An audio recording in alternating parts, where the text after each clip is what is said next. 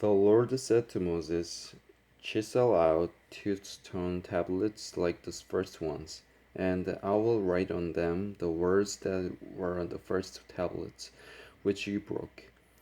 Be ready in the morning, and then come up on Mount Sinai. Present yourself to me there on top of the mountain. No one is to come with you or be seen anywhere on the mountain, not even the flocks and herds may graze in front of the mountain. So Moses chiseled out 2 stone tablets like the first ones and went up Mount Sinai early in the morning, as the Lord had commanded him.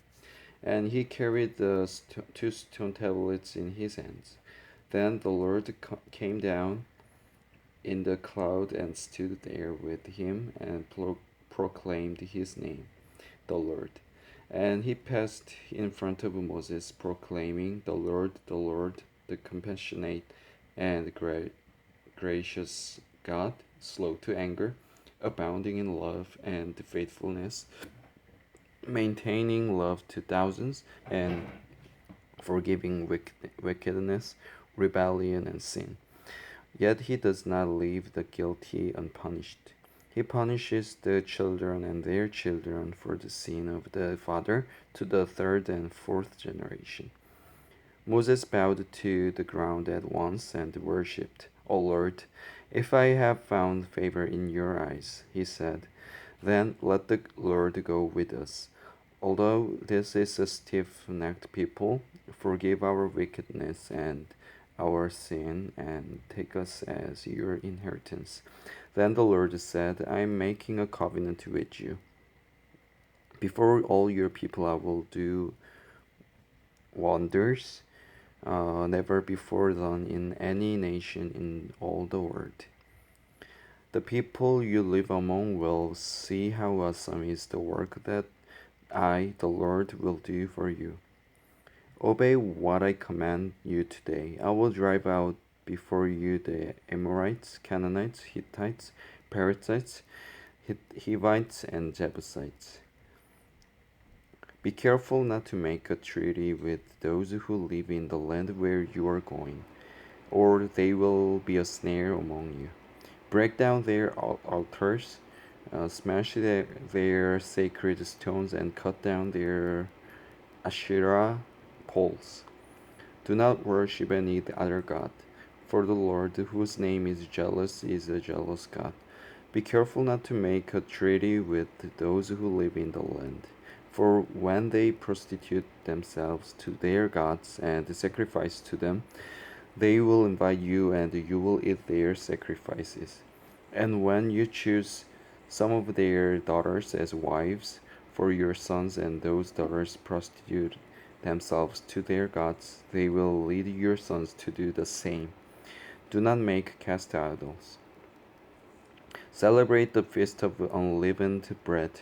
For 7 days, eat bread made without yeast, as I commanded you. Do this at the appointed time in the month of Abib, for in that month you came out of Egypt. The first offspring of every womb belongs to me, including all the firstborn males of your livestock, whether from herd or flock. Redeem the firstborn donkey with a lamb, but if you do not redeem it, break its neck. Redeem all your firstborn sons. No one is to appear before me empty-handed. 6 days you shall labor, but on the 7th day you shall rest. Even during the plowing season and the harvest you must rest. Celebrate the Feast of Weeks with the firstfruits of the wheat harvest, and the Feast of Ingathering at the turn of the year. 3 times a year all your men are to appear before the sovereign Lord, the God of Israel. I will drive out nations before you and enlarge your territory, and no one will covet your land. When you go up 3 times each year to appear before the Lord your God, do not offer the blood of the sacrifice to me, along with anything containing yeast, and do not let any of the sacrifice from the Passover Feast to remain until morning. Bring the best of the first fruits of your soil to the house of the Lord your God. Do not cook a young goat in its mother's milk. Then the Lord said to Moses, Write down these words, for in accordance with these words I have made a covenant with you and with Israel. Moses was there with the Lord 40 days and 40 nights without eating bread or drinking water, and he wrote on the tablets the words of covenant, the Ten Commandments.